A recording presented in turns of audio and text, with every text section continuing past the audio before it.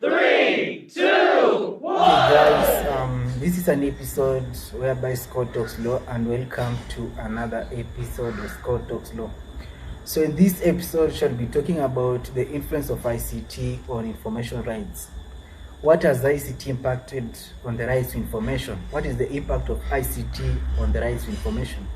Remember the previous episode, we talked about data protection and digital privacy, and we understood why we should protect our data, the importance of protecting our data from unnecessary and unauthorized access by people without our consent. So in this episode, we are going to touch about the influence of I.C.T on access to information. And the scope of access to information is recorded from Article 32 to 35, 2, 33, 34, 35, from 33 to 35.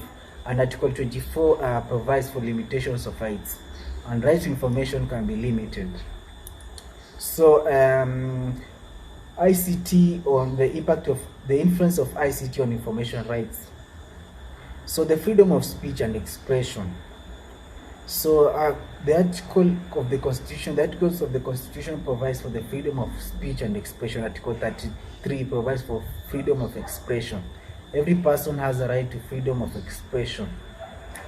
And this freedom of expression is the article that bases where this right to information, access to information, bases its authority or its grounds from Article 33 of the Constitution, that every person has the right to information. So you see that they are trying to connect I.C.T and the Constitution or the laws. So I.C.T means information, communication, and technology. So this communication, if you access if there is communication, then there is expression. So this communication is expressed. So this information is expressed. Information, communication, and technology. It involves information and technology as well. So objective of right to information is to ensure that there is transparency. If you are being told about everything and there's nothing that you are being hidden, then you will find that there is transparency and you can get every detail, even the minute details. So there is nothing that is being hidden, then there is transparency. There is also accountability. If you are able to be trusted, if the information that you get is trustworthy, then promise me there will be accountability. People will be accountable. It should just ensure accountability of information. So to promote other rights, so right to access to information, right, freedom of expression and access to information, it also promotes other rights, because when you're expressing this information, you not only just express particular specific information, but you include other words apart from those which you express, apart from that which you pass or communicate. So when you express yourself, you're expressing a variety of details. You are expounding on many things. You're talking on human rights. You're talking on freedom of expression, on what. So when you talk about things and when there is right to information, you also ensure that their other rights are promoted. When we talk about human rights, how to protect human rights, gender equality, how to ensure that there is human rights, and to ensure that people's rights are upheld, the intersex and all those things. So you are ensuring that you're promoting other rights as well when you facilitate the right to access to information. Another thing is to promote national unity. So when people are explained about how the government runs its activities, how the things are being told, when national medias and televisions tell people how the country is being run, how their taxes or the money they pay is being used, then you'll see that there is national unity, because people are able to trust the government, the leaders are accountable for what they do, and people the expectations of people are met under the principle of legitimate expectation. So it will also promote national unity, and it will create public awareness. So people will be aware. It will be aware. Article 31 talks of Article 31 talks of what public awareness and public awareness. So principles of right to information. Article 19 of the I.C.C.P.R. talks about these principles of right to information, that the information being sent must ensure maximum disclosure. Nothing is to be hidden. If you are passing on particular information, you should disclose every details about the information that you are passing. Nothing should be hidden. That's the first principle. The second principle is the obligation to publish. You have this duty to publish as a media, as what that obligation to publish the information is also a principle of information. That information should be based on the obligation to publish. It should be published information. Another principle is the limited scope of exemptions. So the exemption should be limited. Exemptions should be limited. There should be limited scope of exemptions. So promotion of an open government is also another principle, that information being passed will ensure that the government is open. People are informed about they are being given the information about the government and how the government carries out its activities. So that should ensure that the government is open and there is an open government. People are aware about the government. Low cost. So the fifth principle is the principle of low cost. So information should be based on the principle of low cost, and that's why you see that there are Airtel and Safaricom agents or companies like Airtel and Safaricom are bringing out these things like subscription, just to ensure that information should be based on the principle of low cost. So they're just working according to this principle of low cost, that information passed should be based on the principle of low cost. So that is the fifth principle. The sixth principle is the principle of disclosure, that disclosure takes precedence. Disclosure takes precedence. The seventh principle is the principle of open meetings, and this principle, the issue of concern the society. So the information is based on the open meetings, and it is the issue that concerns the society. So the society should be, all the stakeholders should be brought at the table. All the stakeholders should be brought and told about this information. So open meetings are so important to ensure that because it's an issue of concern to the society. So the society should be brought and informed, educated, and about the information, and this information should be based on this principle of open meeting. The eighth principle is the principle of protection of whistleblowers. So whistleblowers are those people who speak. So whistleblowers say statements not undermining countries' sovereignty. So these are people who talk, and their statements do not undermine the country's sovereignty. So this information that these whistleblowers speak or say should be protected according to this principle that protects whistleblowers, that their statements, what they say, they should have that freedom of expression. The information, whatever they say, should be protected under this principle of protection of whistleblowers. Whatever the whistleblowers shall say shall be protected under this principle of right to information. So it's based on Article 33 of freedom of expression, and the expression information should be based on this principle of freedom of expression, and it should not be limited. So the ninth principle, or if it's to be limited, should be limited according to the provision of Article 24 on the limitation of rights.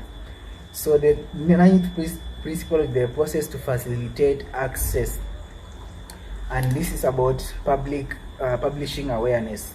So it facilitates access, the process of facilitating access and public awareness. So let's look at the aspect of right to information. What is the aspect of this right to information? So the first aspect of right to information is to access to full information. The information should be detailed, should be in full. You should not be given and particular information and be denied some other information. It should be full information. That's the first aspect. Timely access to information. Information should be given or provided within the scope of the agreed time. Information should not be delayed. Another aspect is timely information Another aspect, access to relevant information. There are other information that cannot just be given to people. They are private information. So the information that is to be accessed should be relevant. So access to information in a language that one can comprehend and understand. Information should be, it's an aspect of information that information should be delivered in a language that one is able to understand. There are laymen, there are people who are not educated. These people should be interpreted for. You should have interpreters to educate, to help these people understand, or the language which the people are to communicate should be a language that can be comprehended by the general public. So information as an aspect, or it's an aspect to access information, that information should be given in a manner which is able to be understood. Access to information does not mean free of charge. Access to information does not mean free of charge. There are particular information that you can pay, or you should pay for it, for that information. So access to information is not free of charge. Another aspect is that access to information does not include sensitive information. Article 24 provides a limitation to rights information. There are those sensitive information that cannot be accessed by every individual. So information is accessed or issued on request. So information will be accessed if you request for that information. You can't just talk recklessly and give people information if they don't want that information. It should be issued on request. People request that information, then you will give it. So there are 7 aspects to information: access to full information, timely access to information, access to relevant information, access to information in language that one can comprehend. Access to information does not mean free of charge, it's paid for. Access to information does not include sensitive information. There are limitations to access to information. Access to information on request. It's upon request that person shall provide information. So breach of information rights. How can these information rights be breached? So there are 4 ways in which information rights can be breached. These are misinformation, non-information, disinformation, non-disclosure. So misinformation, this means untrue information. And if you give untrue information, then you are breaching the information rights. Non-information is that there is no information at all. There is no information at all. So if you don't give information, then you are breaching the information rights. So disinformation means not true information but with negative intention. So you are spreading negative, ill-intention words, or not true information with the negative intention, like defilement. You're publishing words, defamatory words, not defamatory words. You're publishing defamatory words to defame someone with that ill intention. Then when you publish defamatory words or say defamatory statement, then you are breaching rights to access information under disinformation. Non-disclosure.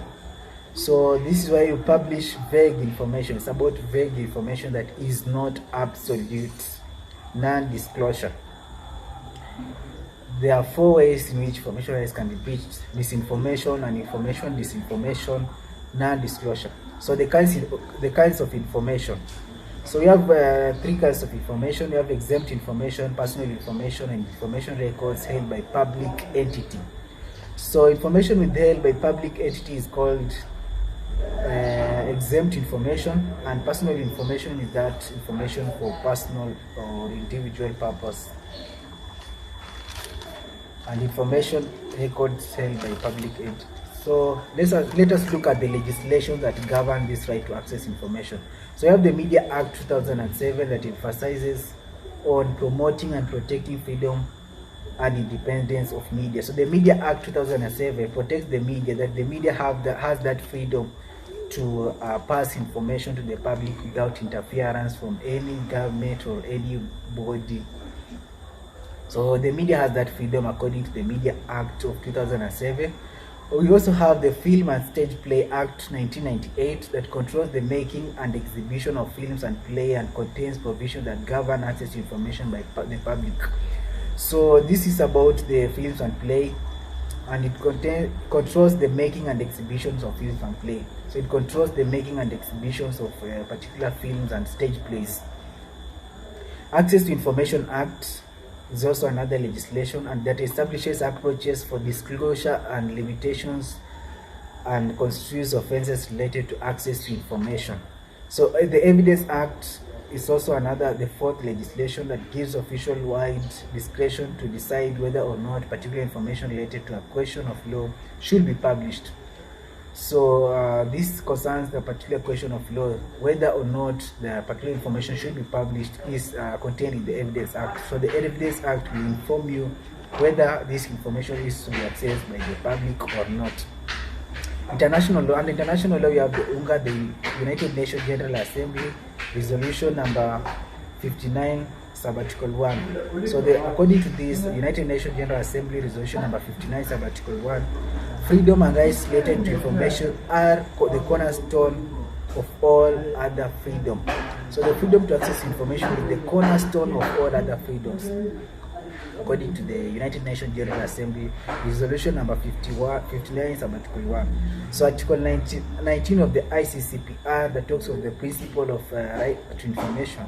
Article 19 of the I.C.C.T is also another legislation that urges member states to guarantee the rights to freedom of expression and right to information through principles of disclosure as said above. So I talked of this principle of disclosure, and I said that this principle of disclosure are contained in Article 19 of I.C.C.P.R.